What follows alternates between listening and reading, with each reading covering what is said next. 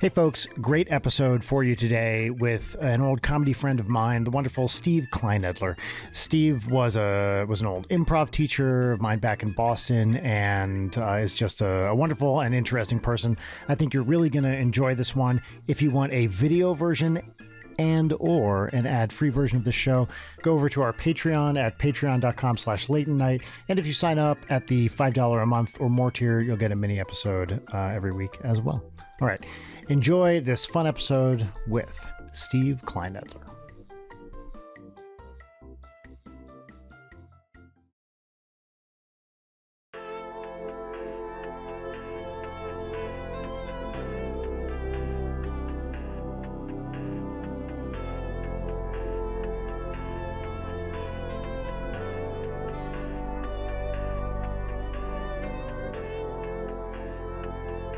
I said it before, I'll say it again. Steve, it is a joy to see you. And it's, I have such, we're just going to get into it right away. I have such fond memories of you and Improv Boston and all the people there that it brings me genuine happiness to have you on the show today. Well, thank you for saying that. And it's very nostalgic. And when you think about it, I started up there in 2000, which is 25 years ago, oh my God, a quarter of a century ago. And that period of the aughts when it was still at a tiny space in Inman Square, there's, jam-packed with very bizarre memories. Yeah. So for context here, we're introducing the show right away. Wow, is this a new record? Because I don't want to worry about it. I just want to talk to Steve. It may be a record. This is Late Night with Brian Wecht. My name is Brian Wecht. Over here we have Leighton Gray. Hi, that's me. Mystery guest. Would you like to introduce yourself? Sure. My name is Steve Kleinedler. I have known Brian for quite some time through the improv community, but I do more than improv. In a previous life, I was a lexicographer. That is, I was a dictionary editor, involved in that for about 30 years. Now I just edit non-dictionaries. So between editing and improv, that's a fair amount of time. And I'm also the submissions coordinator for the Salem Horror Fest in Salem, Massachusetts. And that takes up a lot of time. And it's a lot of fun. That's great. This is actually, that is one of, we're going to talk about this because Leighton, so I'm not much of a horror person, but Leighton is a huge horror person. And I figured the two of you would have quite a lot to discuss in this regard. So we are definitely talk about it forever. Yeah. We're definitely going to get into that. We can also, okay. You know what? I'm going to hold on the horror stuff because I want to keep talking about Improv Boston and, and that experience. So I want to set the scene a little because most people don't know what Improv Boston is. It sadly closed as a result of the pandemic. Yeah. With little improv buds rising in its place here. Improv Boston was started in 1982 in Inman Square, which is a neighborhood on the Cambridge-Somerville border in Massachusetts. I believe it came out of a group called The Proposition, which included Jane Curtin. I'm recalling PR boilerplate from 20 years ago. Over time, people came and went. I know Adam Felber was involved in it for a while, someone I know you know. And then the incarnation that lasted most of the aughts kind of started in the mid-90s when a lot of Boston College grads came into it. Mm-hmm. Throughout the aughts, it grew out of its space in Inman Square, moved to a much larger space in Central Square in 2008.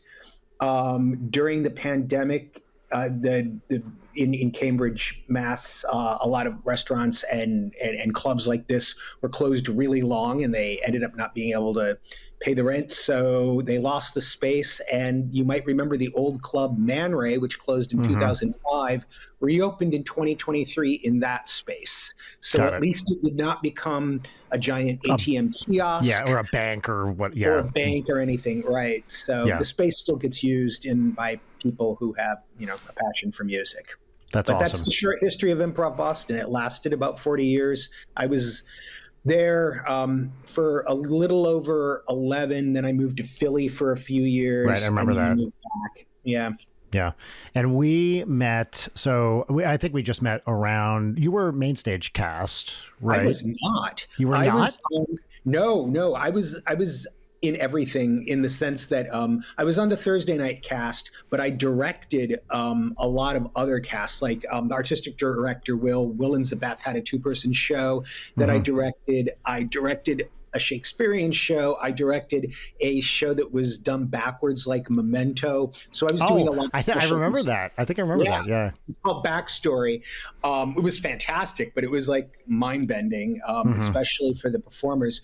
So I was doing a lot of directing, a lot of teaching, and a lot of coaching, and not that much performing until like right before I left. I was on a Herald team of all things. Got it. Okay. So I misremembered that. And I think, we definitely got to know each other best when you taught my level 4, perhaps. That sounds about right. 3 or 4.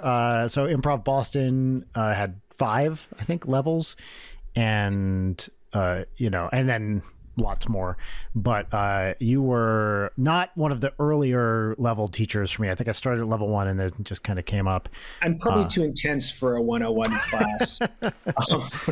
No, my strength is scene study, getting people to focus on scene partners and be authentic and that kind of thing. So I tend to teach the later levels.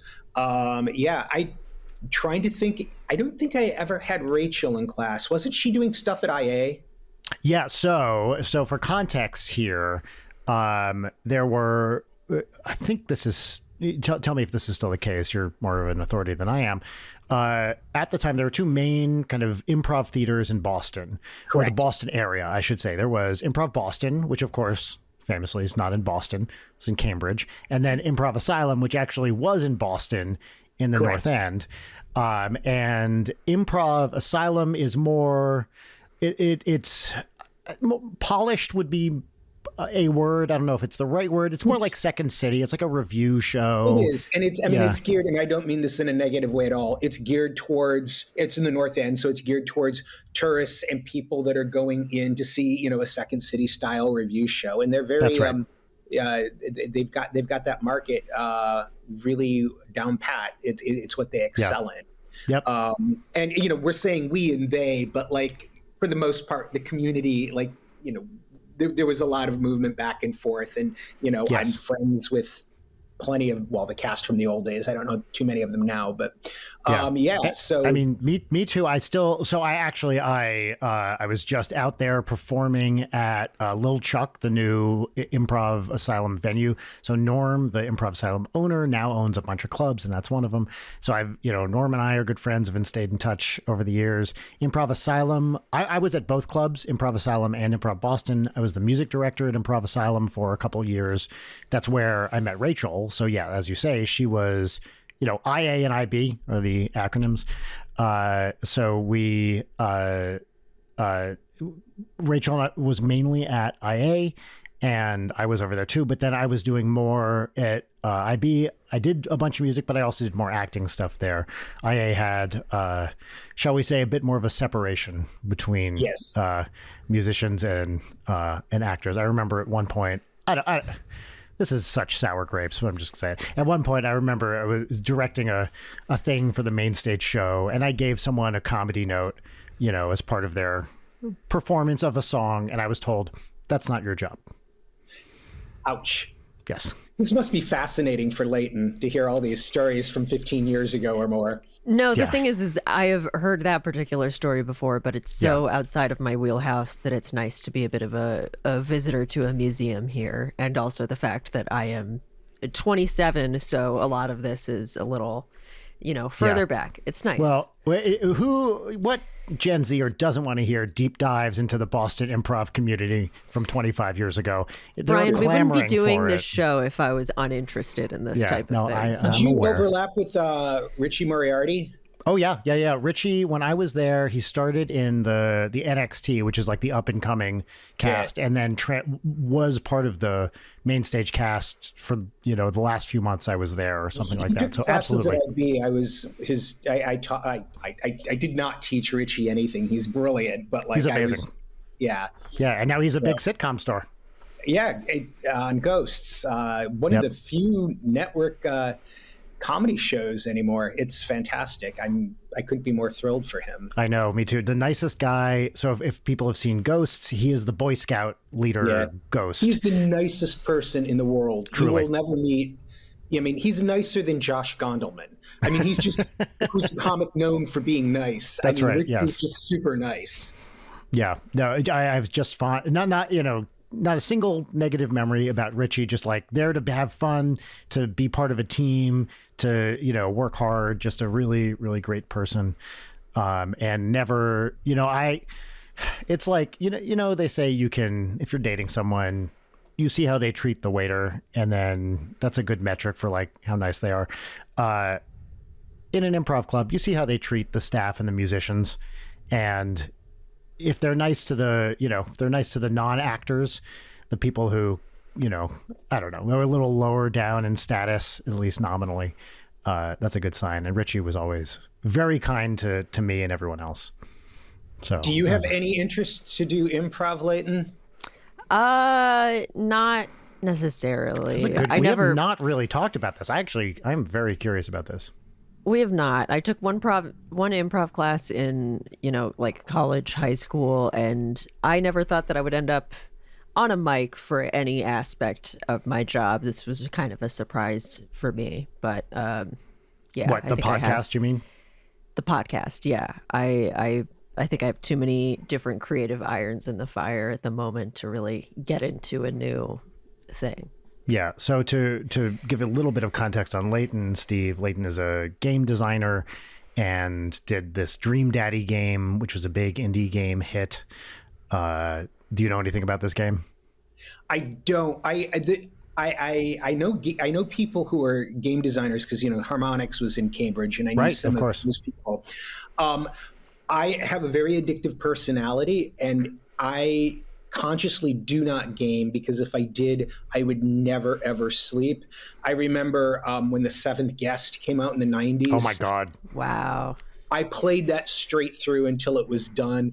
SimCity 3000, I was, it's the few times I have dabbled, I get sucked in, and I know that it would not be good for my probably physical or mental health. Even though there's a ton. I mean, I would love to play Silent Hill. I would love to play some of these horror games. Mm-hmm. But I know myself too well. Yeah. Would that I had your self-control, because I certainly don't. There is nothing more dangerous. And I'm in this trap right now. I'm speaking of horror games, I'm playing Alan Wake 2. And as a, let's say, self-employed, I think is an accurate term for what I am. A person who can set my hours to be whatever. It is fucking dangerous to just have a fun game I can go play 24 hours a day instead of working when I should be writing music or, doing this show or whatever, I do feel that, and I'm not great at the self-control, but nor I. Really if fun. Anyone has ever figured it out, let me know, because as someone who is a freelancer who works from home and has a Steam Deck, which has really ruined my life, moderation, don't know her. Yeah, it would not be good. Mm-hmm. I'm trying to think of other, if anyone. So you were asking about Rachel, and Rachel was doing stuff there. Do you remember? I was going to ask. I think in the class you taught. Now you taught, I'm sure, countless classes over the years. So I'm at the top of the MLM chain. Yes, Improv Boston, a famous pyramid scheme, of course. Well, all improv, but anyhow, all improv. Yes, every time an improv theater goes under, it's just like, yep. That makes sense. It never doesn't make sense. I think when an improv theater goes under, the fact that any of them have survived as long as they have, like, UCB or whatever, is kind of a miracle. Actually, it's kind of amazing when you think about it, and even some of the lesser well known. I mean, like Go Comedy in Detroit, mm-hmm. which is one of my favorite places, has been going forever. And then you get others that, just kind of die on the vine. But, it takes good people. And let's be frank, the reason a lot of improv places went under around 2016, 2017 was because of sex pests or worse. That's right. Who were, called out for their behavior. Mm-hmm. It rightfully closed down a few places. So there's that. A reckoning was due for sure. Yeah, but it's the kind of thing, anyone who has ever run a theater company, not a lot of MBAs around, right? Right. MFAs more like, and it's hard running a business. And it is. Like I'm fortunate. When I moved, I dropped out of college when I was a sophomore in 1986 and moved to Chicago as a 19-year-old, which in retrospect seems bonkers, but I did. And I, eventually went back. Moved from. I moved where? From Flint, Michigan. Flint, right? I forgot. Yes, Flint. Yeah. Yeah, and I did theater for a while, and I ended up getting, a degree in linguistics, which is how I got into dictionaries, which is another story. But in 1991, I was one of the people who founded Shattered Globe Theater, which 34 seasons later is still running in Chicago. Is it really? Oh my God! Yeah, it just opened. Its winter show last week, Lobby Hero. If you're in the Chicago area, go check it out. Mm-hmm. It's amazing. It's still going, and some of the original people are still there. I mean, I'm 58 now, and I was one of the babies of the original company. So it's been a while. What was that? I am so curious. I mean, Chicago, of course, famous theater scene. Yeah. What was it like in, moving there at 19 with these giants probably around you? Right? It was, the biggest even now, Chicago's cost of living is less than the coast and stuff. Right. But one reason why in the late 80s, early 90s, there was so much theater is because space was so cheap. Right. Rent everywhere was cheap. Before I went back to school, I could make enough to pay my rent by working, 40 to 50 hours of slightly above minimum wage jobs. Wow, that's amazing. That covered my rent and my living expenses. There was one point I lived in Wicker Park very early on in a 2-bedroom that cost $400, which was, it sounds cheap. It was also ridiculously cheap for then too. It was not the safest place. There was no heat except for one source in the kitchen. Oh, really? Oh my God. At any rate, there was so much theater then.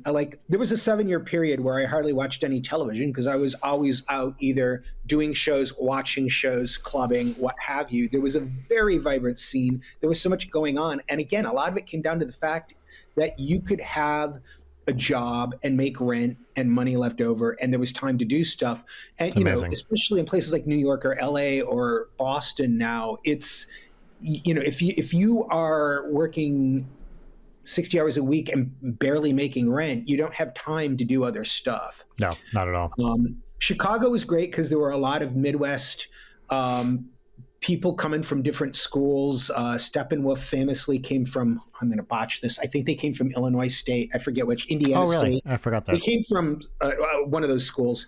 And, Shattered Globe, the one I was with, was a little different because we kind of fell in with each other randomly. We didn't all come from a place, but it was very working class. A lot of people from the South Side of Chicago and stuff. And there was just a lot of really good theater. And when I moved to Boston, in the mid 90s, I felt like theater here was a little stuck in this kind of John Lovett's master thespian from the 50s style of acting.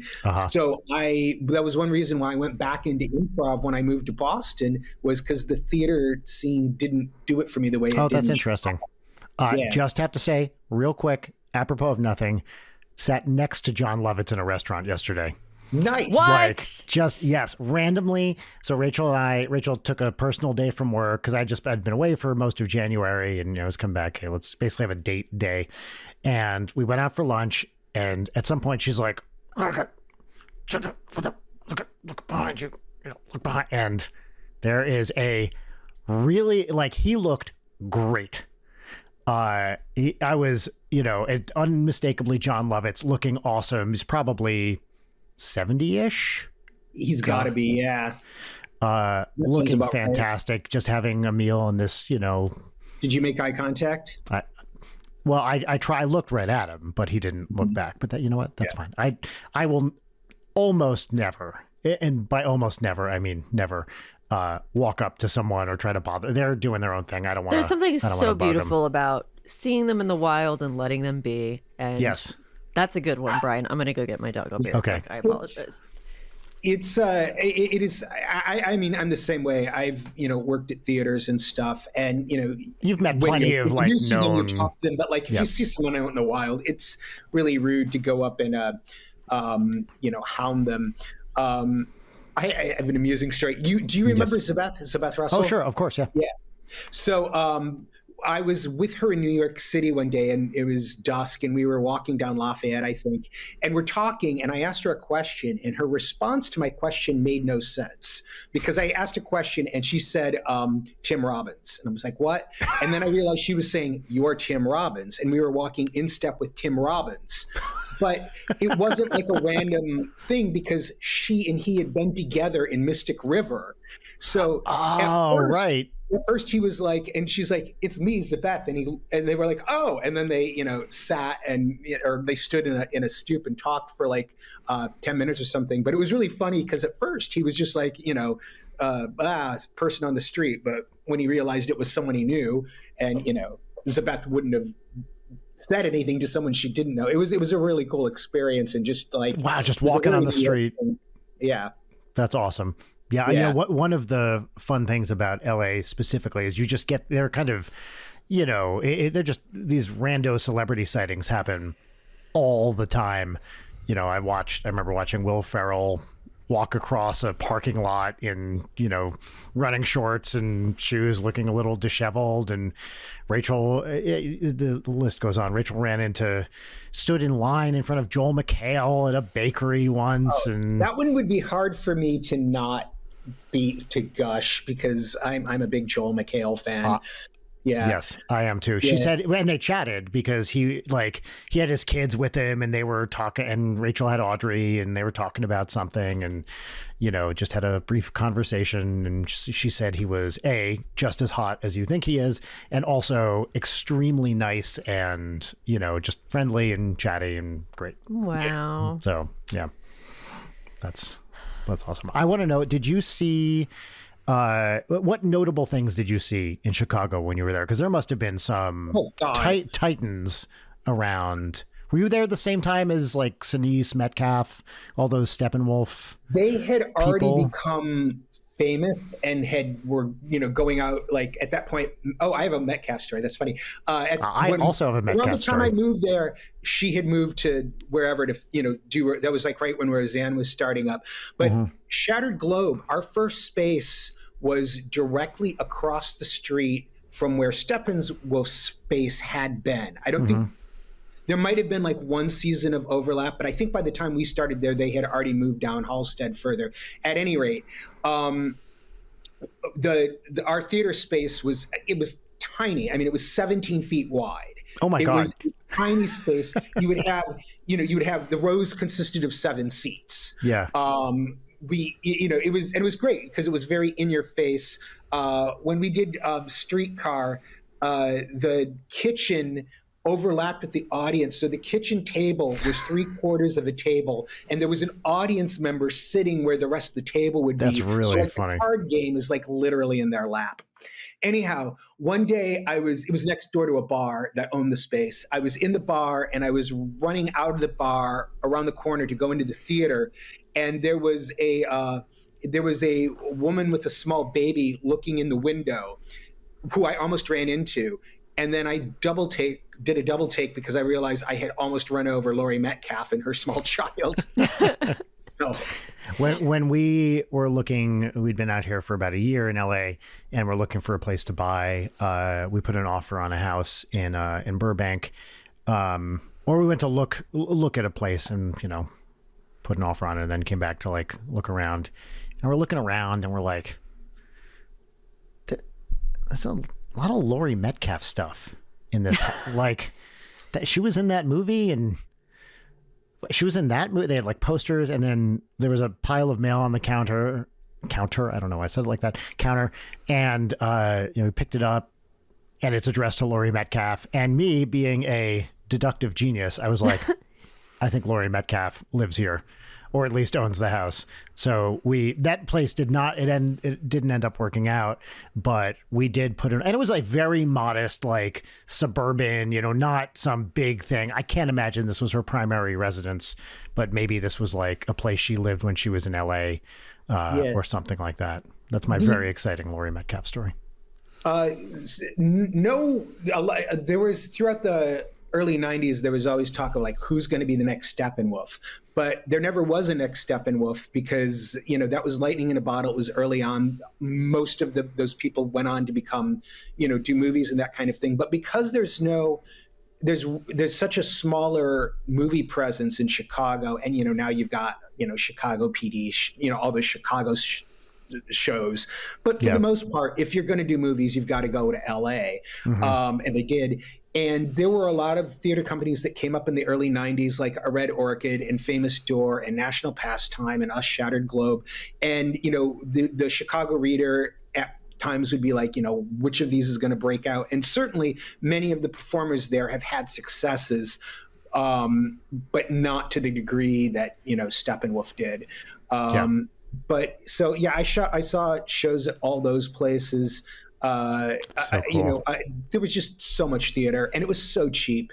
I mean, even relative to the inflation rise now, you could see shows, for $5, and just really like amazing productions of everything from Hamlet. Oh, I don't know. Maybe you've heard of Too Much Light Makes the Baby Go Blind. Of course, the Neo-Futurists. The Neo-Futurists. So I saw shows of theirs way back when they were at like 2 spaces ago. There was so much going on. And then, in the 90s, a lot of these small theater spaces were torn down to make condos or turned into condos but even all that said, Chicago's still in much better shape than most cities now. I think the cost of living there is still better than, the rest of the country, but like it's hard. And, it's everyone's vying for the same grant money, which is now drying up, and it's depressing.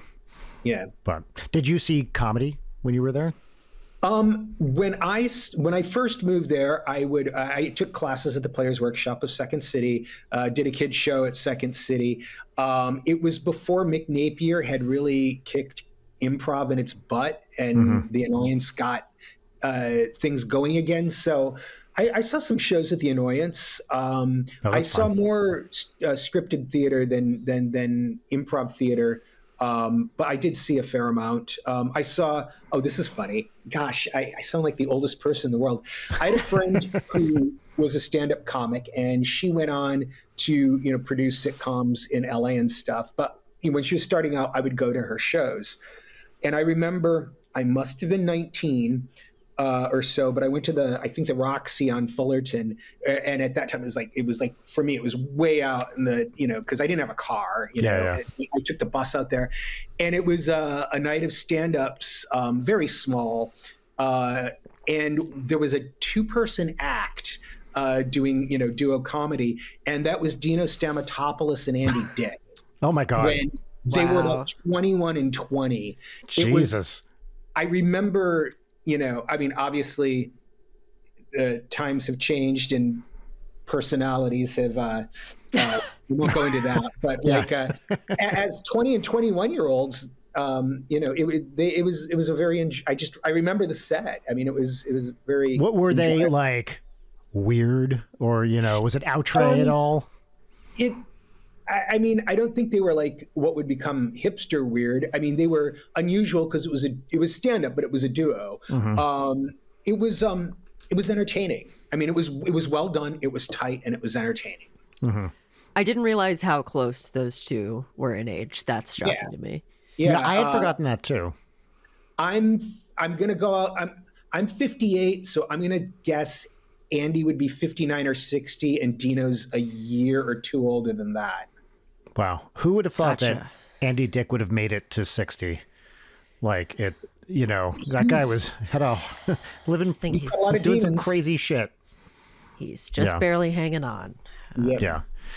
And then, so I want to hear more, if you will, about the dictionary stuff and your path towards, just like, we don't need to really get into it, but just like what. But what if we did get into it? Because I'm very interested. You could also, about it. So you did linguistics. So as I mentioned, I had dropped out of school and moved to Chicago, and at Michigan State, I had been doing theater. But when I realized, I kind of need a bachelor's, I applied to Northwestern on a whim because I knew someone who went there, and I got in, which I transferred in. I don't know that I would get into Northwestern today, but I did then. And I couldn't go into theater because you had to audition to get into the theater school, but I was already doing theater in Chicago. So I felt like I should get a degree. That's not to put down theater degrees. No, sure. I know plenty. I mean, Northwestern's theater school is fantastic. Yeah. But I transferred in as a junior and had to make a snap decision for a major, and I chose linguistics. I'd always been interested in language. I was one of those kids who read the dictionary growing up. My parents are bilingual. My mom was raised speaking Czech. I was exposed to other languages. An uncle of mine had taken a course in college, and I remember I read his 101 textbook at some point when I was in high school. It was interesting to me. One of my professors was also a lexicographer and taught a course in lexicography, and after I graduated, started giving me freelance work. So I was doing some freelance stuff, and I thought, well, if I'm going to do something with this, I should go to grad school. So 4 years after I graduated, I applied to University of Chicago, got in there to study linguistics again, and did all the courses and exams and everything, and never did the dissertation, left without the PhD, because I got a job at the American Heritage Dictionary in Boston. Yep. Which in late 1996, the guy that I had met on the internet, on Usenet, that I started dating, who I would later marry, and who has since unfortunately passed, but he lived in Boston, so I was flying out here to see him a lot. And I knew the American Heritage Dictionary is based in Boston. I sent them a letter basically saying, here's my experience, you should hire me. And they did.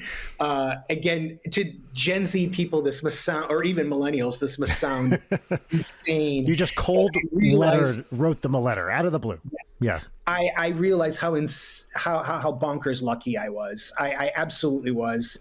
Right place, right time. They happened to be about to start, a search, and it just, everything lined up. But I started there in 1997, and I worked my way from associate editor up to executive editor, and then in this is what you're doing when we met. You were working there, yeah. Yep. And then in 2018, the publishing company, which no longer exists because it's been subsumed by another publishing company, and had gone through like 4 or 5 buyouts at that point. They closed down the dictionary group, and I was laid off. So I was there at the AHD for 21, 22 years. Wow. That's awesome. What was the day-to-day experience of that like? Very tedious. I would imagine. There was one primary product, the big dictionary, but there's all these other little ones too. But for when the 5th edition, which came out in 2011, we started working on 2004, and the directive was like, in 6 years, we're putting out this dictionary, revise it. And the then executive editor, and when I started, there was a pretty big editorial group, and by the time we were laid off in 2018, we were down to 3. It just kind of got smaller and smaller over time. So it's just like a giant project management thing where stuff needs to be done, and I have a knack for knowing how long things are going to take. So I'm good at scheduling that kind of thing. And, what you have to send out to outside consultants for review, and what you can do in-house, and you just kind of compile it. So, I have a podcast that Corey Stamper, who worked at Merriam-Webster at the time. I was going to say, I loved her book, word by word. Yes. Which you are in a couple times, I think. I mentioned, yeah. Yeah. Thank you. She and I did in 2018. The two of us did a podcast called Fiat Lex, FIATLEX. It's still findable. It's on Podbean and Stitcher and all those. We did 12 episodes in 2018 where we talk about all this. And there are episodes on how mundane everything is. So, I mean, Corey, even though they worked at a different place than I did, we did this thing together. We were on the Samantha Bee show for a fun segment. I mean, I didn't know that. That's fun. Oh yeah, it was during the first administration, and it was pointed. It was yeah. I think it's still on the web. It was pretty fun. We spoke to who is their correspondent? Amy. I can't remember her last name. One of the Samantha Bee correspondents. That was fun. Yeah. But to go back to your question, Leighton, very mundane. There were days where, I have 2,000 pages of galleys and I have to go down the ends of both columns to make sure that all of the hyphenation is correct. Like if there's a hyphen, a word badly. So, so there's that. And on the other hand, I'm doing like NPR interviews and stuff. So it ranges from some pretty cool byproducts to like really mundane, throw your back out, bending over, looking at pages all day. Yeah. Are you the kind of person for whom like that sort of repetitive, mundane stuff is like calming or easy for you? It's the act of it is not calming per se, but I am also, it's just very, I get very focused when there are things I need to do.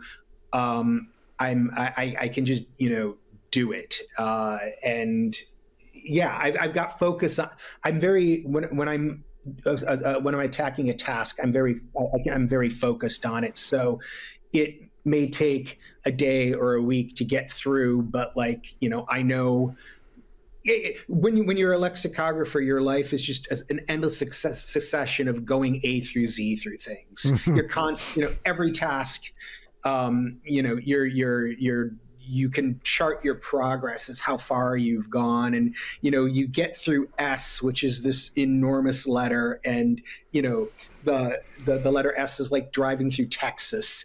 It's just because there's just as much US before as there is after if you're going coast to coast. But you get through it and you're sailing clear and you think you're done. And then you hit W, which is always a roadblock because it's a shorter letter, but it's, got who, what, which, where, there's just a lot in W to bog you down. This is bonkers. No, this is, believe me, exactly the kind of stuff we want to hear. Exactly what we wanted. Yeah. Okay. Yeah. I really enjoyed the job. It is a shame that when I started in publishing in the 90s compared to now, I mean, there are 4 big publishers now. The publisher I worked for, Houghton Mifflin Harcourt, which has since been subsumed by HarperCollins. At the time, like in the mid-teens, I could count all the different imprints it had bought over the years. So it was, Houghton Mifflin Harcourt, Brace Jovanovich, McDougall, Littell, DC Heath, Riverside. Wow. And I know I'm missing a bunch. I mean, just throughout the 80s and 90s, there was this consolidation. It was independent when I started, but then it was sold to venture capitalists. Then it went through Bain. Then it was bought by this Irishman whose goal was to become a billionaire. He lost $8 billion. And it just kept getting bought, and like, money kept getting sucked out of it. And there were fewer and fewer employees doing more and more until the book end of it was sold to HarperCollins, and the educational end of it, which I think is still technically called Houghton Mifflin, but is part of a larger venture capitalist thing, and now is focused on student testing and tracking testing outcomes and that kind of thing. So the landscape for publishing has changed dramatically, and I feel like I kind of started at the tail end of it compared to the stories you'd hear about the 60s and 70s and stuff. Did you ever did you have to deal, I mean, I know you did interviews and stuff like that. Did you have people yelling at you about God knows what, why is this definition like this? Why are you saying this thing kind of stuff? Because Corey Stamper talks about that in the book quite a bit. To some extent, yes. But because the word Webster is synonymous with dictionaries. Everyone goes to Webster and therefore Merriam-Webster. The editors at Merriam-Webster dealt with it way more than we did. Also, it was harder to get in touch with us. You could do it, but it wasn't as obvious. And yeah, there were things, but I would say we got 5% the volume of okay, got it. Angry stuff. Like when there'd be letter writing campaigns, it would always end up on their doorstep, not ours. That's not to say we didn't get anything. We did, but it nowhere near as much. Thankfully, that would have been. I mean, yeah, oh geez. So when marriage was legalized. When same-sex marriage was legalized in 2013 across the board because of Obergefell, and that relied on, well, actually, we started changing the definition in the late aughts after Massachusetts and California and stuff, which also required revising words like widow, widower, that kind of thing. Right. And shortly after that process started, I became a widower, which was very bizarre. It was very surreal writing and talking and doing interviews about this when I was in that state of mind and framework. It was honestly surreal, so it was weirdly personal too. I don't know. Yeah. It was a very strange time. Was it hard or was it just weird? I mean, obviously, it's what you went through is awful. I'm sure that was hard. But the job aspect of it was just surreal. It's like, as I mentioned, we had several different products. So like, revising the word widower doesn't happen just once. Okay, now we're revising it in this book, and now we're revising it here, and now we're revising it there. And it's like I am making this definition gender neutral, and it applies to me. It's very weird. And it was a strange time anyway, because being in Massachusetts, we were able to get married in 2004. Peter died in 2009, and it didn't become Obergefell didn't happen until 2013. So at the time that he died, I was, in the eyes of the state of Massachusetts, I was married. In the federal government, I was not. All of this is to say I had to have an accountant do all my taxes because there was no way. Yeah, of course. And I don't think I was the first, but I was probably one of the very early same-sex couples that went through that in Massachusetts. But I know my accountant, who was fantastic, had to teach herself a lot of areas of tax law she never thought about. So could you file your 1040 as married or not? Well, this is a very nitpicky question, but I'm fascinated by this. In 2009, no. What had to happen is I had to file federally as single. Then my accountant had to compute it as though we were married, so she could use those figures for the state filing where we were married. Oh my God. What a bananas. Yeah, it was, and it's who knows how long Obergefell is going to last. They're already pulling shenanigans in Idaho. I saw there's that. There's a fantastic radio Sirius XM broadcaster who was a Michelangelo Signorelli. He was in ACT UP in New York when I was in Queer Nation in Chicago, same time period. And in the 90s, he wrote a book called Queer in America, which was fantastic. And in 2013 or so, he wrote a book called It's Not Over. Mm-hmm. And in this book, he pretty much spells out, hey, don't rest on your laurels. Here's how it could all get undone. Mm-hmm. And like Cassandra, literally everything he's mentioned in this has happened in the past 12 years. Yeah. It's honestly frustrating because he clearly saw it. He told people about it. No one listened. So these are right on my bookshelf. So these are interesting bookends. The 90s. What's the subtitle on the Queer in America one? Was it Queer in America: Sex, the Media, and the Closets of Power. Ooh, That is a And good it's not title. over. The subtitle is Getting Beyond Tolerance, Defeating Homophobia, and Winning True Equality. And that's It's, post. The second one is post Obergefell. Yes. Yeah. Right after Obergefell, but pointing out how, like, just because this has happened doesn't mean we're safe. And again, we're not. I fully expect, I mean, I'm not naive, and I've been around the block. I fully expect that it will get overturned, and it will, for a while, go back to the states. And at some point, the way things are going, I wouldn't be surprised if federally it became not possible again. I don't know what they would do with the people who, in the intervening 20 odd years, had gotten married, but they don't have much compassion, so it certainly seems that way. It feels like an army of Cassandras who have been saying things like this for the past 15 years, and nobody's listened. So, and in the early 90s, as I mentioned, I was in Queer Nation Chicago, and I did a fair amount of activism for several years until that I got burned out by that. But that and seeing, the effects of the HIV/AIDS pandemic, which, I'm fortunate in that I'm the age that I am. I was aware of AIDS before I was sexually active, but by like a year. I mean, it's just the people 2-3 years older than me were in the wave of people getting hit, and so when I moved to Chicago, as a 19-year-old, I'm in my early 20s, like the few mentors I had passed, there is an entire generation of gay men just older than me that were gone. Yeah. I mean, it's truly surreal.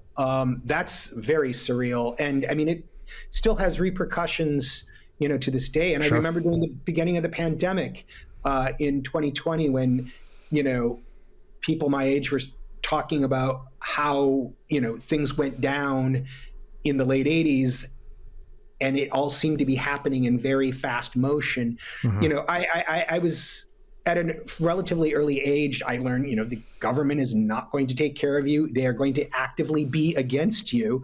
And that my heart goes out to, teens, 20-somethings, 30-somethings now who don't have that memory. And what's going on now is like a complete, mind fuck. But like it's something I've seen before. I mean, history repeats itself. If we've seen this happen, across the centuries, if you've never experienced before, it's kind of mind blowing. But, talk to any marginalized community and they will tell you how, we're not being looked out for and we don't expect it. And also people don't fucking read anymore. And if there was like a little bit more of, And on top of that, the people who do read, so much of the media is complicit in the problem. I mean, it is clear through even the headlines that certain media outlets use that many news sources are complicit and want this to happen. What's going on is, they want it to happen. I'm not going to name sources because we know who the bad guys are, but I will point out who the good guys are. In addition to groups like ProPublica, I got rid of all my newspaper subscriptions and I subscribe to the Philly Inquirer now, even though I don't live there anymore, because that's one news agency that, or one news organization where their owner isn't a billionaire, and I believe that the staff writers and stuff are part of the team that owns the company. Yeah, and their writing is very, very straightforward and says what's going on, and isn't currying favor. I like them. That's good. I didn't know that about them. That's good to know. Yeah, the blatant toadying is fucking disgusting. Yeah,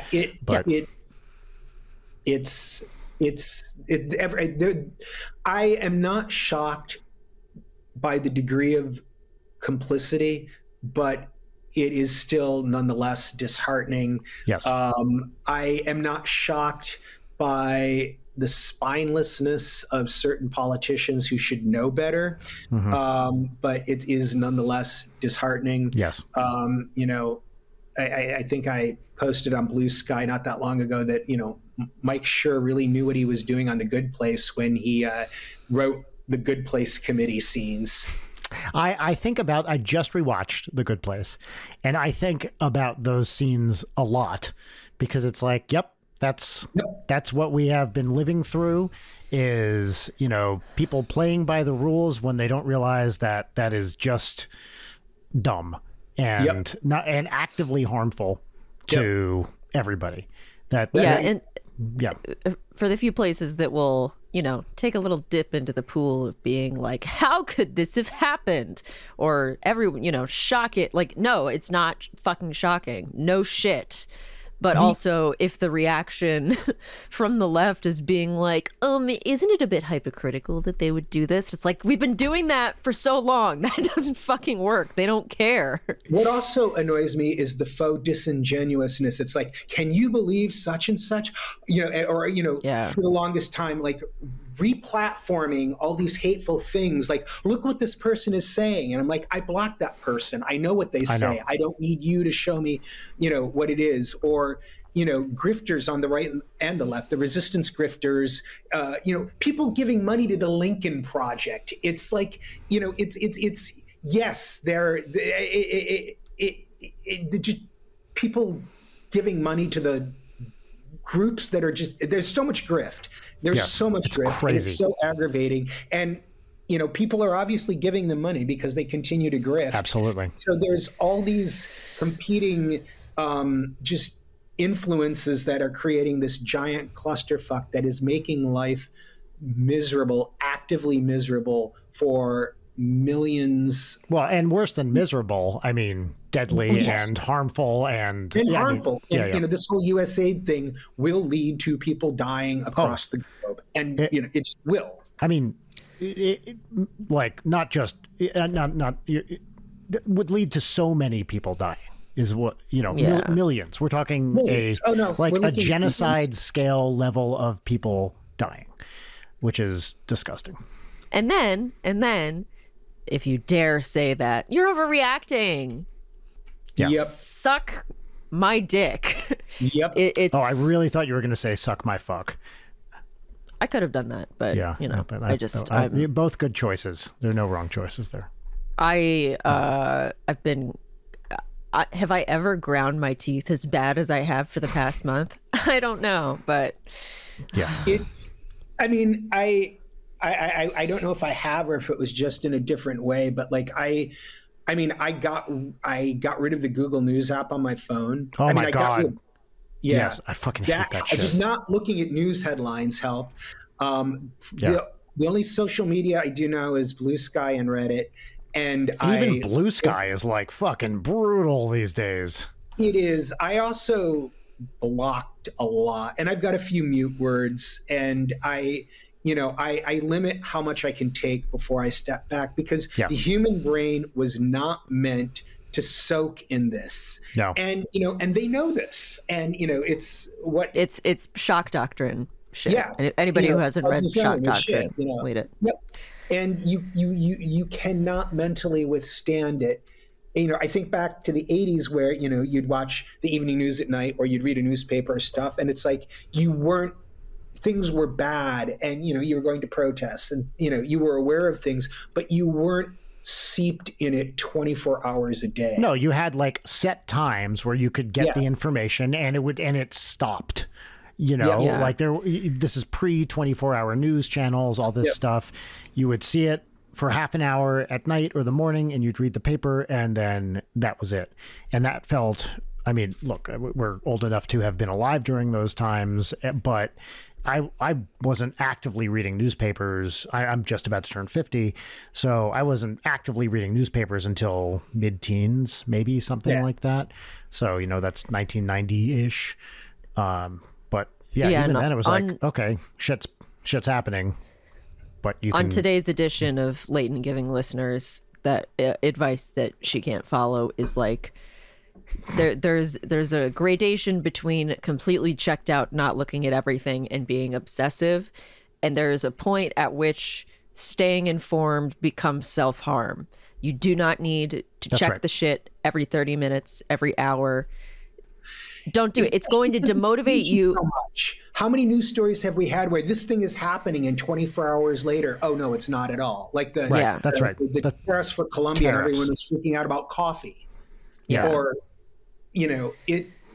Yeah. Yeah, it's No, like if you want to be effective, whatever that means for you in terms of being there for other people in your life or the people in your community, you are not going to be effective if you succumb to the brain drain of constantly putting yourself in a state of hyper arousal where you're not going to be able to be useful in any material sense. Yeah. Like it's at a certain point, it is you're torturing yourself, and this is exactly what the powers that be want to get out of you. I mean, it's a deluge because they know no human brain can fucking deal with this. And I think a lot about, you know, I have a child I live with. I cannot, like, things are bad. If I am constantly in a state of terror and, you know, doomerism because of what's happening, even if that is realistic and a rational response, that creates a terrible environment for my family, for Rachel, for Audrey. Like, I don't want to create that environment in my home for them. So it's not just myself I'm looking out for, right? I have a young, impressionable mind that even if things suck, try to maintain a comfortable, happy environment for her, which is not, not easy to do in present times. I was 8 when the Vietnam War ended. I certainly remember Watergate. I mean, my first political memory is probably Watergate. I think I had a healthy distrust of the things that you would have distrust based on what you as an 8-year-old is processing about Watergate. But like being a teenager in the 80s under, Reagan, Thatcher, was something else. But again, not seeping in it 24/7. I remember in Chicago, well, the Reader is still there. If you're in Chicago, you are so lucky to have your weekly paper, the Reader. But, Boston used to have the Boston Phoenix. Sure, of New course. York used to have the Village Voice. Oh my God, I love the Boston Phoenix. There were these alt weeklies that, you could get a lot of really good information out. And then, here in Boston, the Boston Globe put out that shitty little Metro thing that people would read on the train. So people stopped and reading. And they were all feed. over. Those Metros were, all over. Yeah. And, what they did was put the local alt weeklies out of business. And, or look how Facebook has destroyed the ability to market events for plays, for shows, Everybody. For concerts, for everything. It all the old mechanisms of getting information out like that are completely shot. Yes. When did the band start, Brian? What year? 2009. So, between then and now, like the way we promote stuff must be radically different. It's completely different. So we started in 2009, but we were just doing 2-person shows around New York. Nothing. Promotion was, hey, tell your friends to come when we started, right? So then, and we had a Facebook page, all that stuff. So we were definitely promoting on social media. And for a while, I remember probably from 2012 to 2015, it seemed like Facebook was the best place to market shows and things like that. But then starting, I left academia in 2015 to move to LA and then do the band full time. And we could, easily promote things on socials, like promote shows, promote merch, promote whatever. And just as we were getting off the ground as a touring act, that was a big thing, is using socials to promote this stuff. And then in the last, 5 to 7 years, that, especially in the last 5, that has almost completely vanished. And now the way we promote, we still do we still post about it, but for algorithmic reasons, it's just diminishing returns. And we've gone back to email lists and, like kind of sign up for a text alert sort of stuff, which is the best way for us now to reach fans. And it's, for the band is big enough that like people are going to come to see those shows. It's much harder for smaller stuff like the smooth jazz thing I've been doing to promote those. If I'm lucky, I get a couple hundred people to come to those shows. And even that is more than I typically get for that. But that's just like, what do you post about it once and it's like, okay, if I post about it again, the algorithm's going to bury it.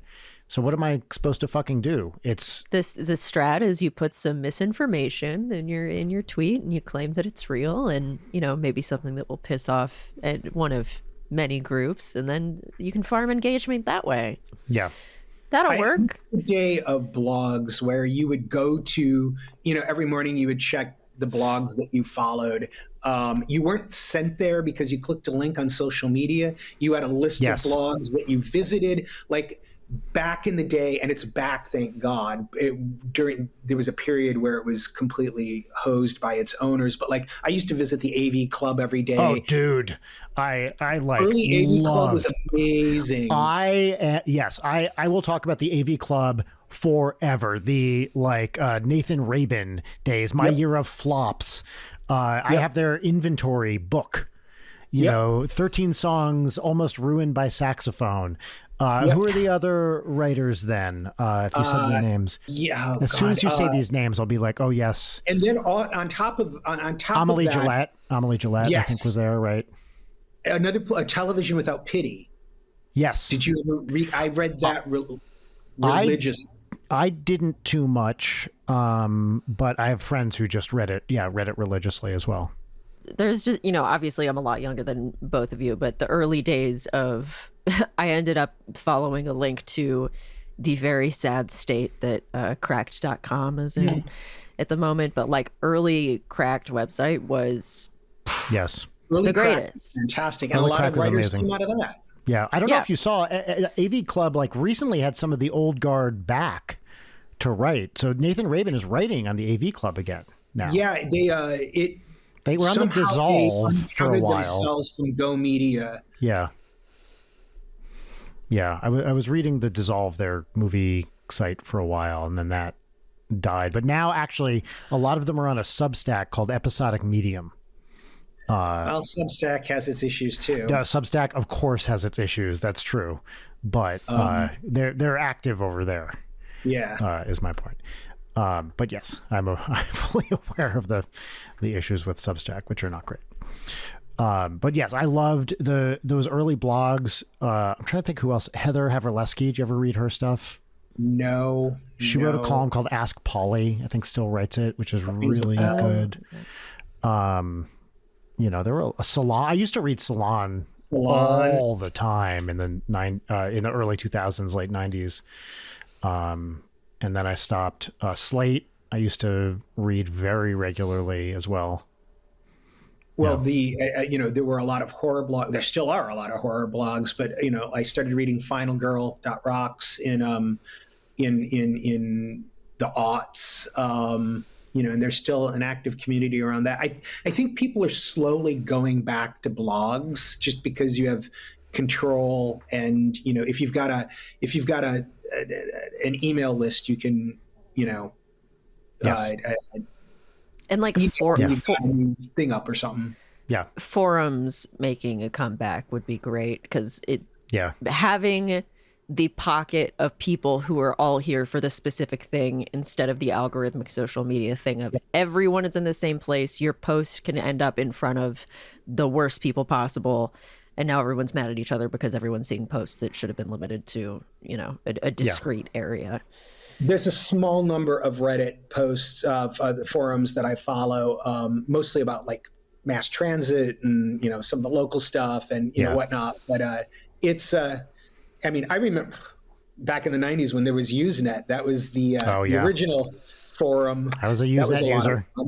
And that exploded. Yeah. With the more niche a subreddit gets for a weird thing, usually the better it is. Like all of my weird circuit bending and hobby electronics, or like VHS collectors ones are like, okay, we're kind of normal here. And it's still a good place, Reddit is, to find information about how to do something, or its search is better than a lot of search engines search. I mean, like when you search like I am having this problem and then tacking Reddit on the end is like, here's 10 threads of people with the exact issue then you would not have found otherwise. Right. That's right. Can we talk a little bit about the Salem Horror Fest? Oh, sure. So I want to hear, so how long have you been doing that for? I started volunteering in 2022. Let's see. Kate Lynch founded it in 2016. I started volunteering, just screening films, in 2022. And then for the subsequent year, I took on more responsibilities of like assigning the films that come in that are submitted to the other screeners. Which is, again, I mean, it's the site Film Freeway does all the tabulation for you. So I'm not sitting there with a pen and pencil figuring out averages and stuff, but it's cool, being able to like, oh, here are these submissions that come in. And, this one nice thing about the festival is like every single submission is seen by a minimum of 3 people, and most of them are seen by more than that. There's none of this shady, someone will watch it or whatever. Right. So we track all that, and then last year, after 8 years, Kay stepped down as director, and all of the production staff from the previous year, most of us continued on and have. I don't know how she did it all, because we're taking the things that she did and we've split it up among several of us, and it's still so much work. The amount of work that she did was unbelievable. And it's features and shorts?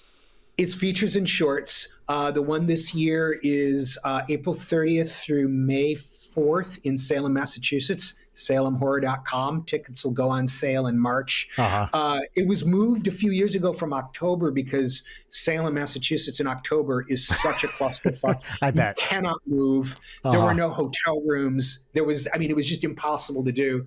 So a few years ago, it was moved to April, May, and it's much more manageable. Salem's kind of become a year-round place where people go. Yeah. I live 4 towns away, and like I won't go there in October because it's smart. A madhouse. Anyhow, they're not public knowledge yet, but if you follow Salem Horror Fest on Instagram or Blue Sky, you'll see some announcements. By the time this podcast is out, the podcast information will be up. We'll have celebrity information up in a couple weeks. But fun! We've got some amazing names coming, and we're in several venues across town. There are book events. It's not just movies. That's great. And it's really a lot of fun. And for me, it's a lot of fun because I really like horror, and it's a way I have seen so many movies. In the past 3 years, I have seen hundreds, several hundreds, and several hundred hours worth of programming. And it's really, I know it's just very engaging. So the production staff puts a lot of time and energy into it, and I think it's a really fun event. The one last year was a lot of fun. We got a lot of good feedback, and it's a very. I mean, film festivals have a vibe anyway, and when you see how the sausage is made, one reason I started after I started volunteering, I started offering what I could, because I know how improv festivals are done and what goes into that, and so they're different, but there's analogous skill sets and stuff. So I had that background, the capabilities to offer, and all the people who work on it our skills dovetail really nicely, so it works really well. Do you have any hot takes on horror that we can hear? I think gatekeepers are awful, and I have to say the horror Reddit on the horror subreddit on Reddit is not too bad. There's usually people really stomping out gatekeepers. Personally, I think every movie is a horror movie. Or could be read as one. My view of what horror is very expansive. There's a horror to a lot of things, and just like practically every movie you can watch as a queer reading, if you know what to look for. I feel there's a lot of horror elements to that. So when people go, David Lynch, that's not horror, da da da da da, I'm always like, fuck you. Who are you? Who are you to judge? Who are you to say? I don't know. I like a lot of subgenres. I respect all the subgenres. You will always find there's so many on Blue Sky and Twitter before, so many scholars of horror who have written fantastic books about all aspects. Keela Janice, Alexander Heller Nichols, Alexandra West, there's Paul Lett. There's so many amazing writers out there, and they because it's kind of a smallish community. You kind of get to know these people, and not in a parasocial way. It's very mutual. Is that your experience with it, Leighton? Yeah, definitely. And I think speaking to the horror and queerness being so close, being in the queer community myself and having so many friends who are the overlap of queer people who are super into horror for very understandable reasons. It completely scans to me, and I think it makes for a much nicer horror community that people can kind of come together under the umbrella of the horror of the body and otherization and body horror especially. It feels so strong there. So that's one of the many things that I love about it. I love body horror, and I can say this because we announced it last weekend. The theme for this year's festival is the horror within, which covers so much stuff, including what we're going through right now. But body horror I absolutely love. The other thing is that I'm not going to call out people by name. People will know who we're talking about, but the statements that horror isn't political or movies aren't political is the biggest piece of bullshit. People my say God. that. I can't even believe people say that. They do. They do. This pisses me off so bad. Or horror movies didn't start being about things until A24. I'm going to kill you. I have a serious question. Are they stupid? Because that seems so blatantly dumb that I can't. I can't even get my head around it. This all started when, in a franchise, one of the actors spoke very eloquently about the queer community and stuff, and the director was like, "Well, my work isn't political," and everyone is like, "What the fuck?" By even the fact that you have the wherewithal to make a movie, that in and of itself is a political statement. Everything's political. Everything's political. Yeah. And you can't abstract politics away from it. You just can't. And to claim that you can, to dance some line or not to piss off, people that you're going to piss off for saying it, it's maddening. And so that's the talk of horror this week. Another one that I hate is and this is indicative of a broader puritanical movement, but it's fine if people don't want to watch extreme stuff. Understandable, get it. But the immediate moralizing about the content of horror movies, or only a bad person would like XYZ or whatever, and then this elevation of create I like cozy horror where nothing really scary happens, and that's fine. You can like that, but don't turn it into if you enjoyed the movie Martyrs, you're a fucking freak. What is this? I saw Goody Proctor in the fucking right.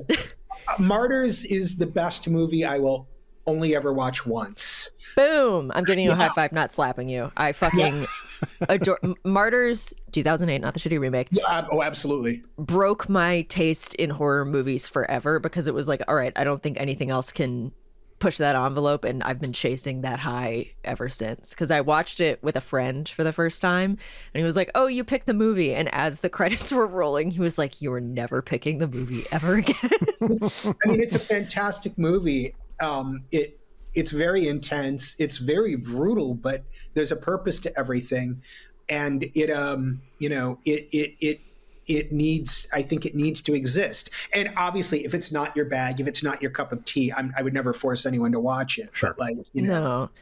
And it's also when people, this really pisses me off, when people will be like, "Oh, this movie sucks because it's not scary." Ugh. Yeah. People say shit about that, like for Lake Mungo, for example, which I love. And, horror isn't always necessarily about being scared. There's also dread, feelings of dread. How is it making you feel? I'll take a movie that's full of dread over, scary. That's 100%. I'm not much of a horror person, but the horrors I like are pretty much like we've talked about this on the show I loved Skinamarink. And I enjoyed watching. Well, I don't know if enjoy is the right word. I'm glad I watched it. I also understand with that movie why some people wouldn't like it. Sure, absolutely. Yeah, but I absolutely am glad I had watched it. It was it moved me and it made me feel things. Yes, same. And I love that like sustained aura of dread throughout a thing.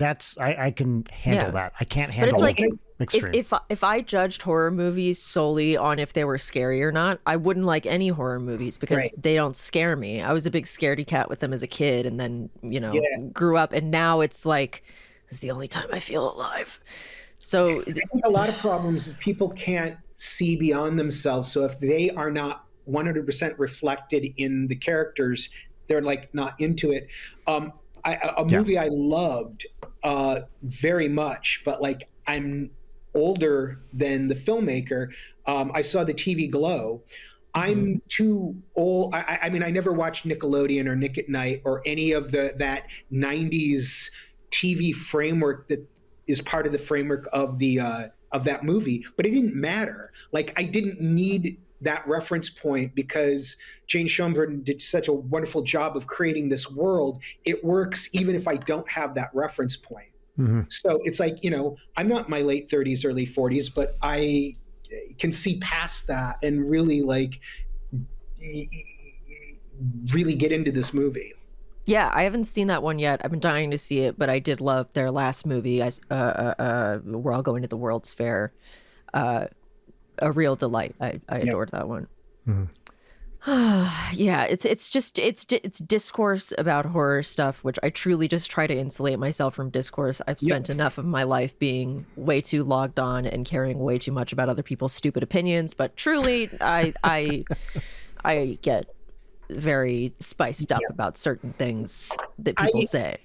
The one nice thing I like about Blue Sky, because I was an early adopter. Yes.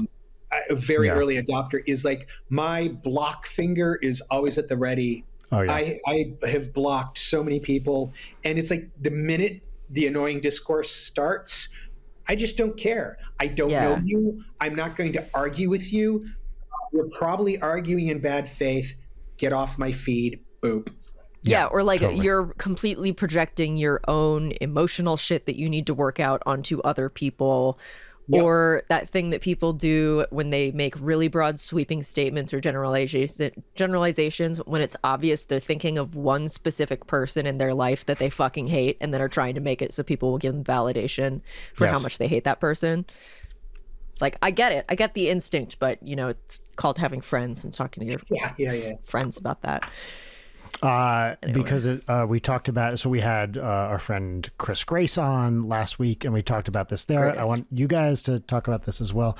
Do you know Chris Grace, Steve? Do I know Chris Grace? That name rings a very... So he is Jerry on Superstore. He's an improv guy, gay. We know Dennis, musical. Who is on Superstore. Gotcha. Yes, that's right. He's I don't think you two have ever been in the same city, so I doubt, but I asked him if he knew you, And he said that he didn't think that you guys had ever crossed I paths. asked just because I feel like you two would get along so well. I think there's a lot of the same interests, including horror. But we talked about The Substance last week. I'd love to get, which Leighton is not a particular fan of, and I'd love to hear your and I'm sad about read it. on I'm not it proud as of well. that, Yeah.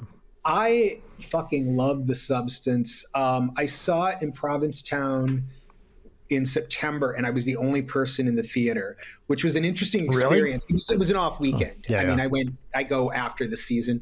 Yeah. I wish I had seen it with a group of people, but I really dug it. I mean, it really clicked with me. It connected. I think part of it is I'm old enough. Well, I mean, Demi Moore is 2 years older than me. I'm she's old 60. enough to That's have right. seen her career from the beginning to the end and know what that actor has been through and how the tabloids treated her and all of that stuff, which is kind of baked into that role. There's a reason she was cast, right? I just saw. I felt there was a lot of humanity in that film, and it was. I love the fact sometimes I want a movie that's all subtext. In this movie, it was all text. It was It was literally text. There was text on the screen.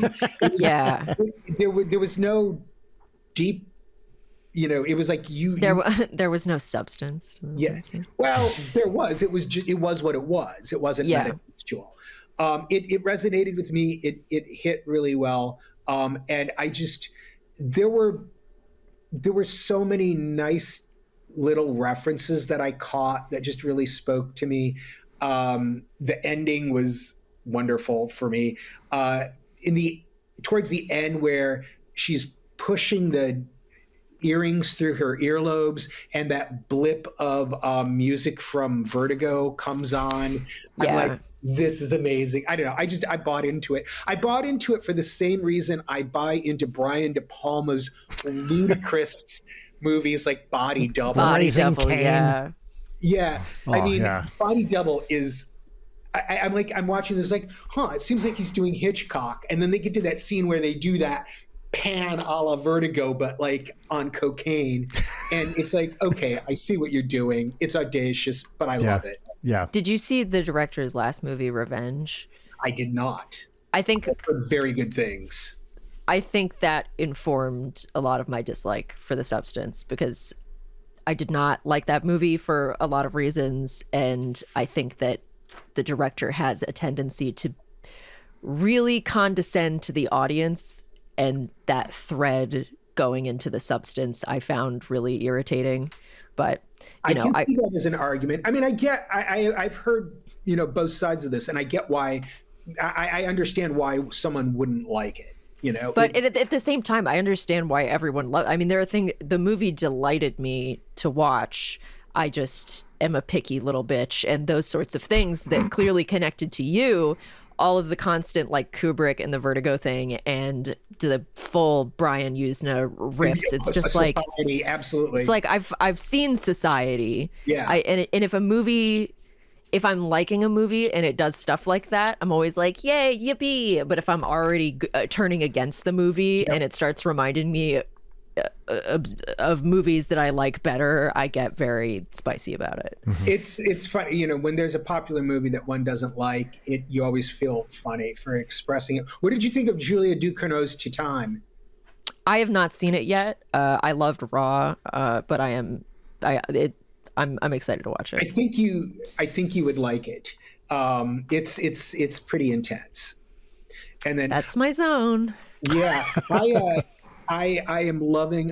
One of the few streamers I have is the Criterion streamer, and we have that as well. Just put up a bunch of Argentinian noir stuff that I've been watching. Ooh. Oh, cool.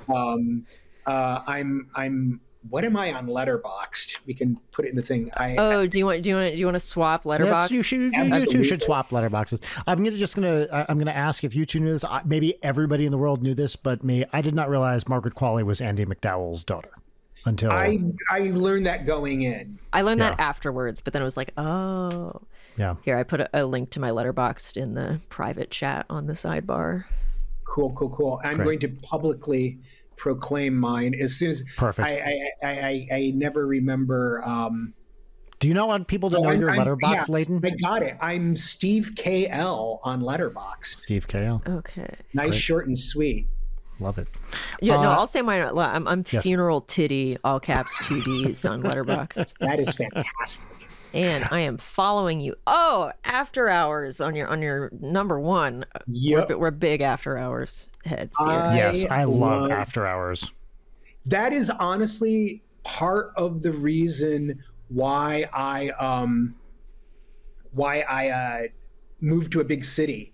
Oh, really? Oh my God, that's awesome. I love that. I couldn't afford New York, so I moved to Chicago. But like, it was because of, After Hours made me fall in love with wanting to be in a big city. Yeah, we've talked about After Hours extensively on this show. I think Griffin Dunne is an extremely underrated actor. I love him in everything he's in.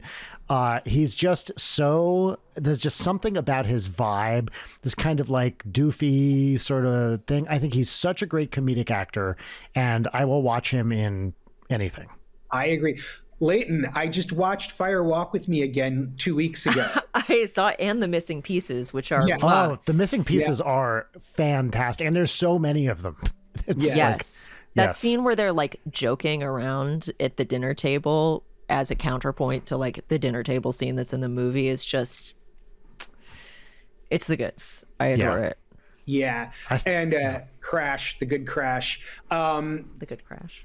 I have a joke about, a movie about a meet cute between a couple who both like Crash, but then they discover it's the different one. Let's move on to segments now, because I think it's about that time. So our first segment is our pop culture recommendation segment. This is where you get to talk about something you've been enjoying recently, book, movie, video game, whatever it is, you can talk about it here. The name of this segment is What's Poppin', and the theme song, which we insert in post, goes here. What's poppin'? What's poppin'? Okay, Layden, what's poppin'? What's poppin' for me is, first of all, I need to open my where I wrote down my what's poppin'. But in the interim, look at how stoned my dog is. Oh yeah, she's on hydrocodone for her cough, and she's usually pretty dumb, but now she's even dumber than usual. Extra stupid today. That's true. Yeah, she was a real hit at the vet yesterday. The tongue charms all. Anyway, what's poppin' for me is a book called The Other Valley by Scott Alexander Howard, which is a magical realism ? Book that's about like these valleys that are next to each other, and successively each one is either 20 years into the past or 20 years into the future. And I don't want to say much more than that, but if you like Kazuo Ishiguro, like Never Let Me Go, it and also a book that I've popped previously, which is I Who Have Never Known Men by Jacqueline Hartman. It's very much in that zone of like wistful, gentle sci-fi magical realism that also tears your heart out. So couldn't recommend it enough. Very good. That's what's popping for me. Love it. Steve, what's popping for you? Yes, I am also doing a book. Over the years, like my attention span, and especially during the pandemic, I had a hard time reading novels. It was just too much. So I started reading anthologies and collections a lot then. And I still do now. I would say half of what I read is usually in an anthology form or a short story collection. And I just finished last month, Tananarive Dew's The Wishing Pool and Other Stories. It's about 10 or 12 short stories. She's known for the Black Noir series, and she's also we're born in the same year, and a lot of her stories take place in the 70s or 80s and have a lot of resonance. I just really enjoyed it. It was the first works of hers that I had read, and I look forward to reading more. Lovely. Awesome. Do you like Thomas Ligotti? I should, based on what I've heard, but I haven't read any yet. Songs of a Dead Dreamer and Grim Scribe, which you can get as like one book, is one of my favorite. As somebody who reads a lot of anthologies, is one of my favorite. When I was when I had to spend a little bit of time at the Nut House, I had that book with me, and it was like, this is totally how I feel. But he's amazing. I highly recommend, and also all of Clive Barker's anthologies are. I've read some of his, and I'm a big fan of all of Shirley Jackson's short stories too. There's so many. Not enough, but there's more than people think. There's far more than just The Lottery. Right. Oh yeah, and like Flannery O'Connor and Ray Bradbury. It's all. I'm just a big short story enjoyer. Yeah. Excellent. Brian. Yes. What's popping? There we go. So I also have a book. Actually, I have two things, but the first is a book. How often do we get a 3-book pop? It is very rare. May have never happened in the history of this show. Look at us. The book I am really enjoying right now is called Outrageous, A History of Showbiz and the Culture Wars by Cliff Nesteroff.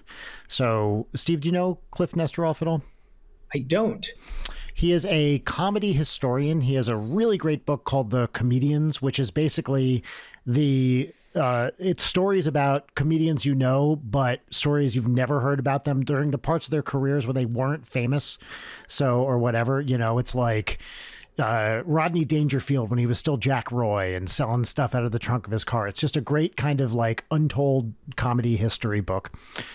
He has a book I haven't read about Native American comedy called We Have a Little Real Estate Problem, or Had a Little Real Estate Problem, which sounds awesome, and I've been meaning to read it. I just haven't done it.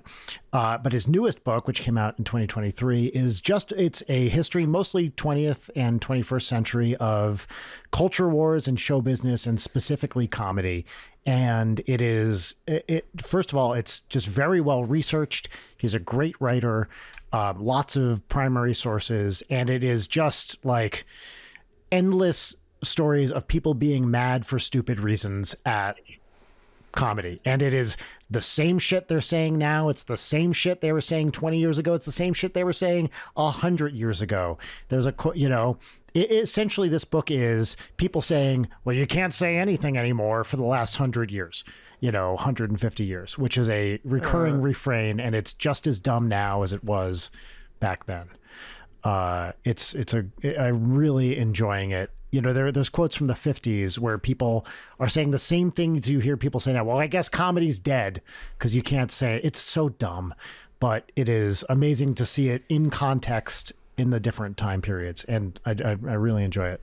Also a history of anytime anyone stands up for equality or civil rights or whatever, they're un-American, people are pushing. It's all the stuff you already know, but it's, when you see it when basically primary sources, it is even more stark. So this is again, we love learning fucking nothing from history. That is what this book is we have learned nothing, and idiots will always be mad, and they will couch it in in terms like they're doing it for the public good or whatever, but it turns out they're just assholes.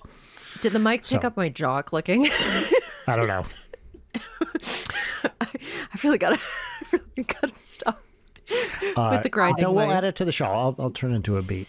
The other thing I just want to mention very briefly, because I can't stop listening to it, is Audrey's been reading Don Quixote in school, and so we put on the original. Really? Yeah, it's like some kid version of it.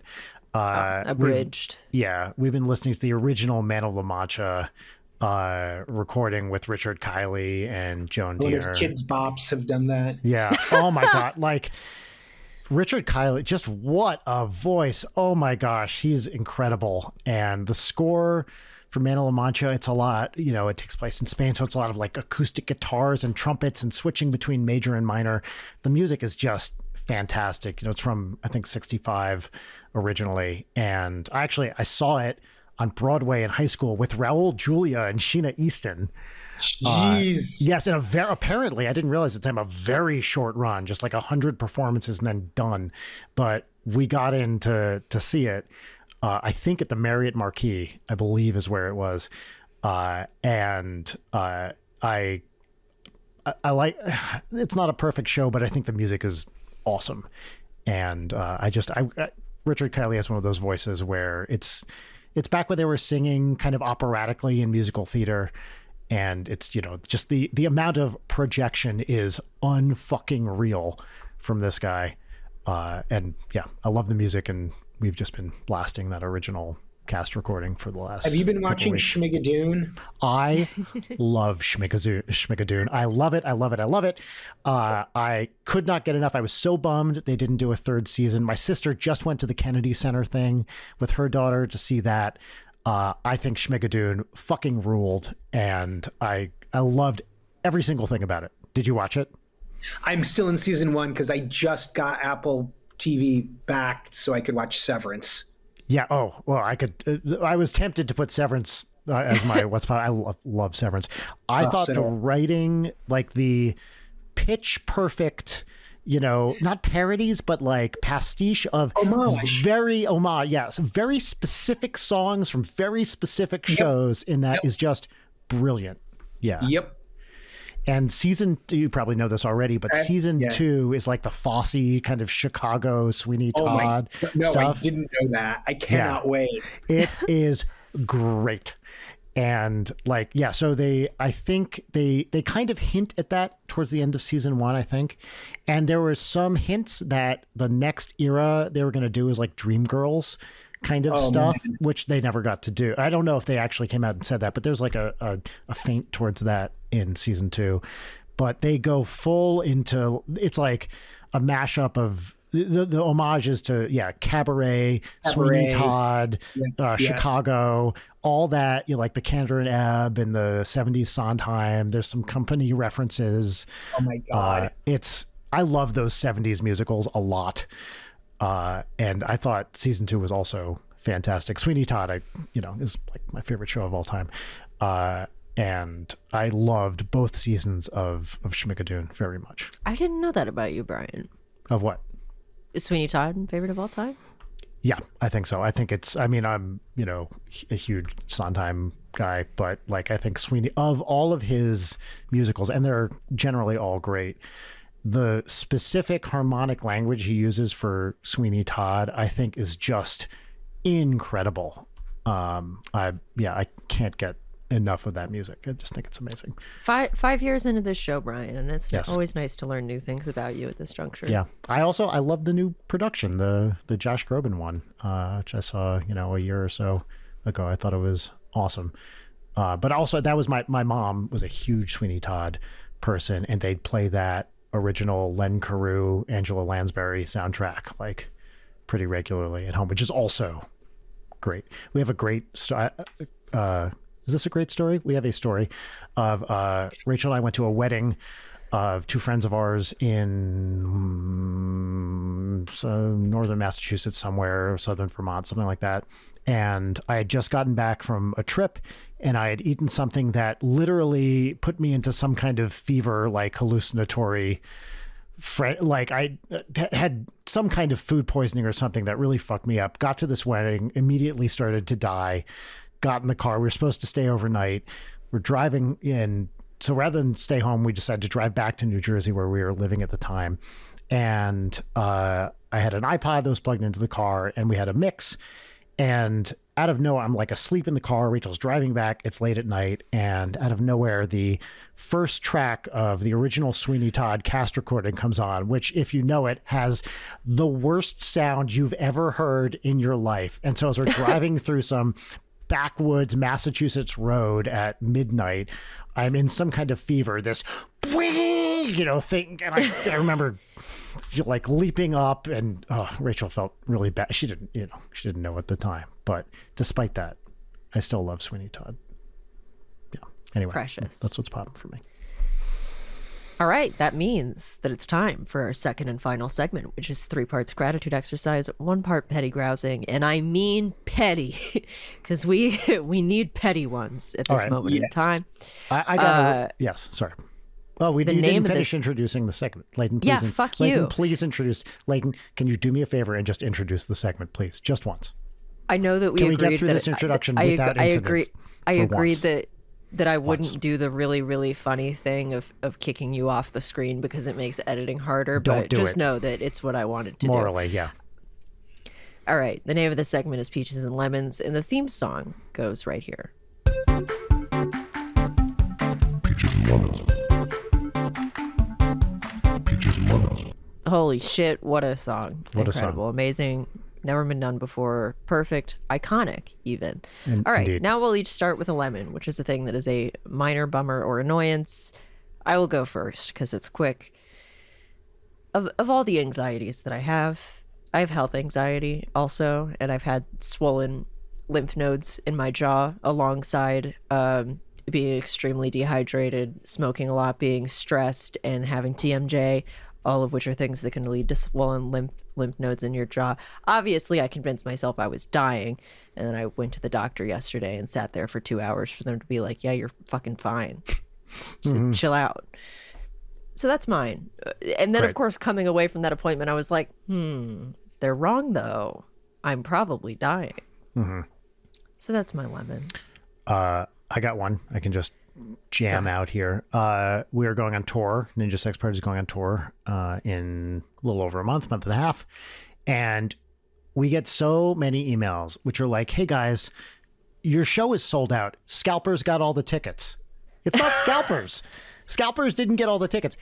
Fans got the tickets. And I'm sure some were bought by Scalpers. But this immediate jump to Scalpers got all the tickets. That's why it's sold out. It's like, come Are they trying on. to do like a pity thing of like, oh no, Scalpers got it. I Can think you give us some? I think they genuinely think Scalpers got the tickets because some of them are purchased by Scalpers and available for resale or for purchase at stupid high prices, which is bad. But it's like, give us a little credit here, like we can sell out shows. It happens. It has happened in the past. It happened again this time. Like, it's not Scalpers. It's people who want to see the band. So that's my thing. My lemon. It's like, give us some credit for selling out a venue. Also, we go to these shows. They're not empty. Like, the shows are, people showed up. It's not just a bunch of bots that purchase tickets. Now, I will say, in the defense of one particular show, they caught a bunch of scalpers and canceled a bunch of tickets and then resold them to people. But that was one show.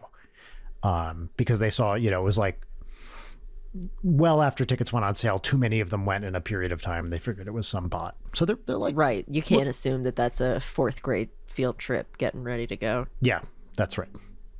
Cool. That's my lemon. Neat. Steve, what's your lemon? My lemon, my cat over New Year's had some urinary issues as cats do. Oh, no. And it didn't cost as badly as it could have, but essentially he's on a new diet.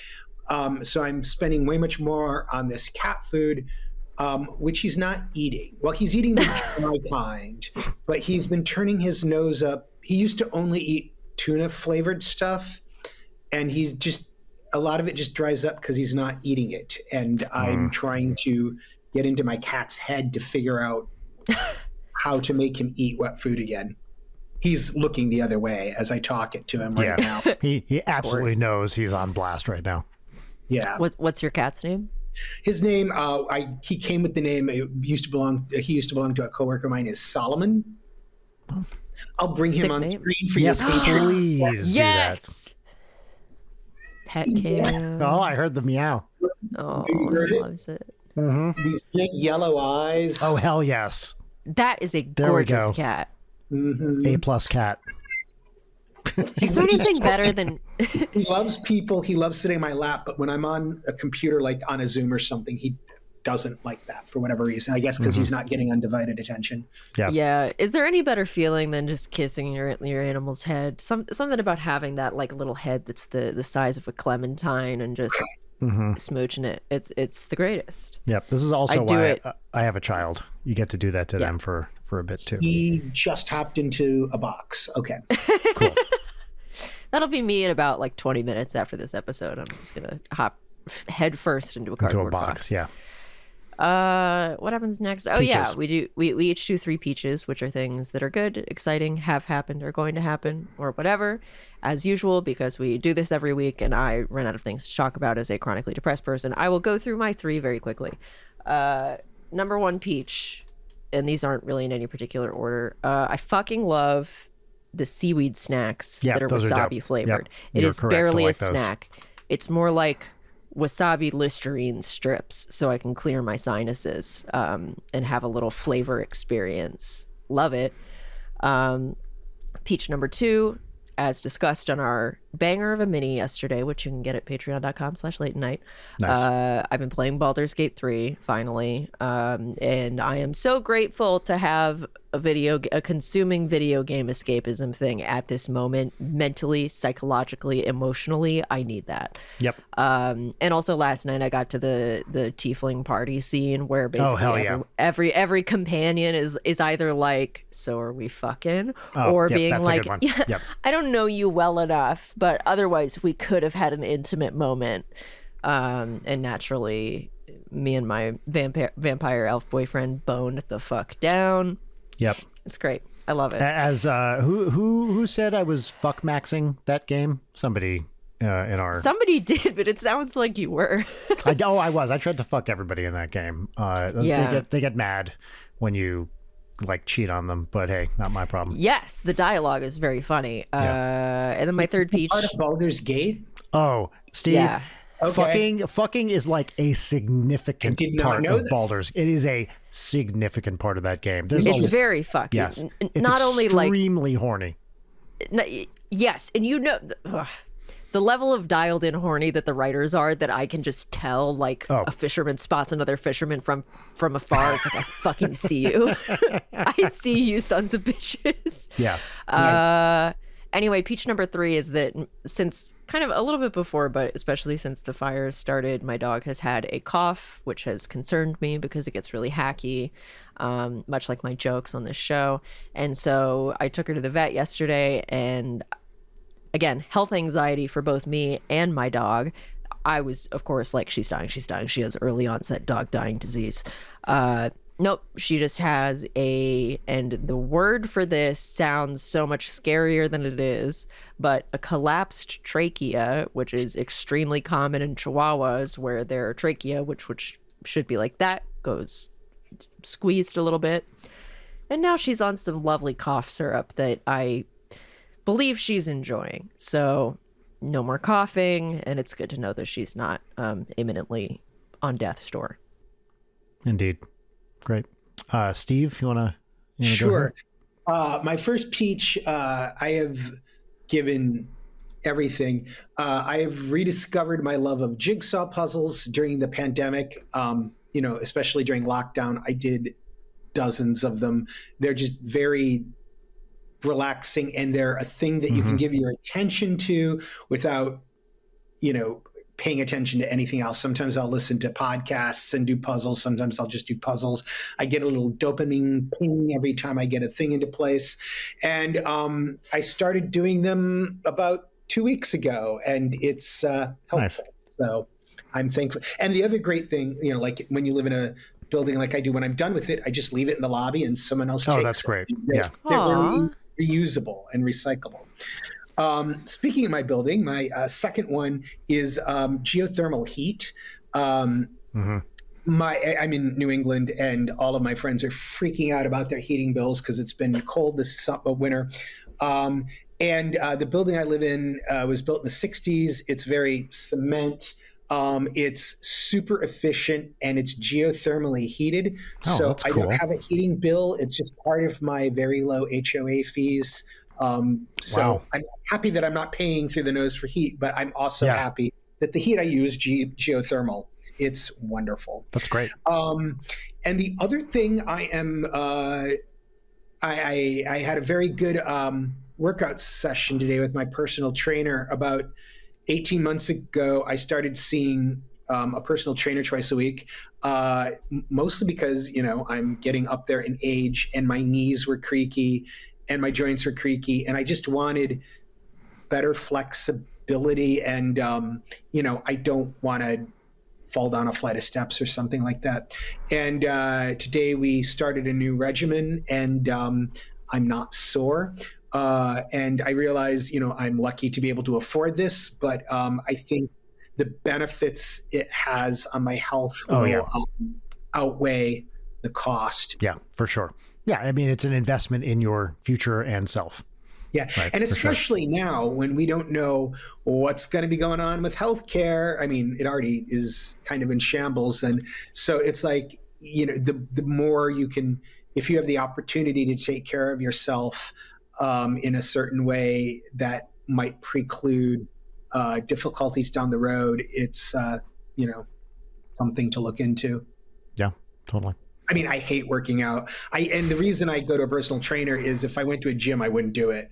Like I have to pay in advance, and because I've paid, I have to do it. Otherwise, I would There's social pressure of you don't want to disappoint this person. Pressure. Yeah. Yeah, that's right. Because I don't have. I used to have a gym membership, and I'm like, I'm not going to do it because no one's forcing me to.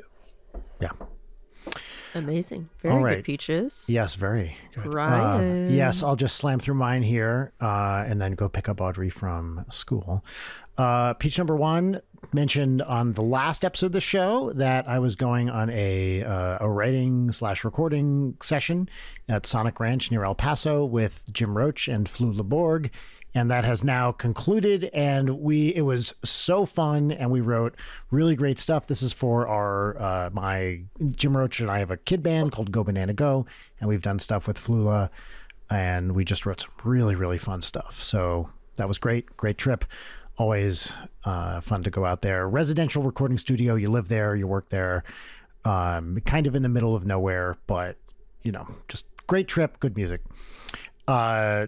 Peach number 2. This is such a minor one, but I'm a cryptic crossword person. I don't know if you're a cryptic crossword person, Steve. I prefer regular ones, but I will do a cryptic one.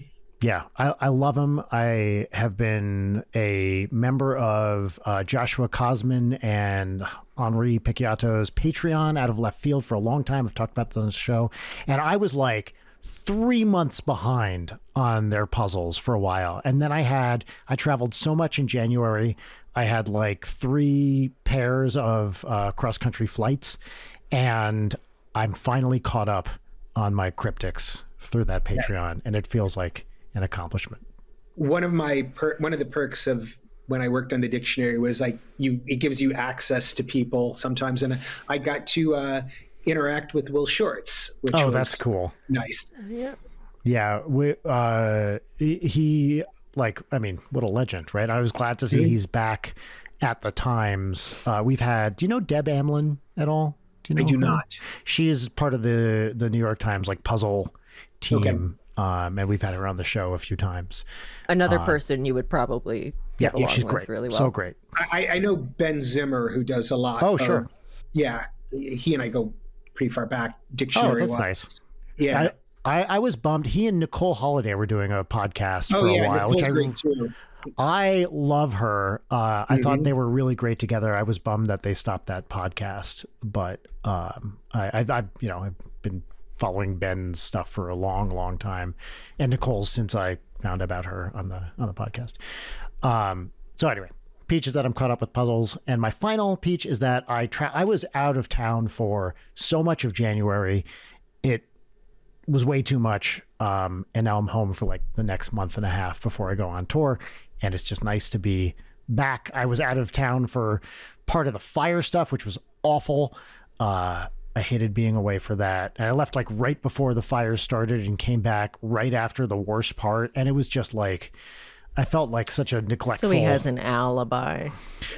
I don't just have an alibi, Layden. I have apologized for the fires, and I don't I'm not going to relitigate that on this show anymore. Okay.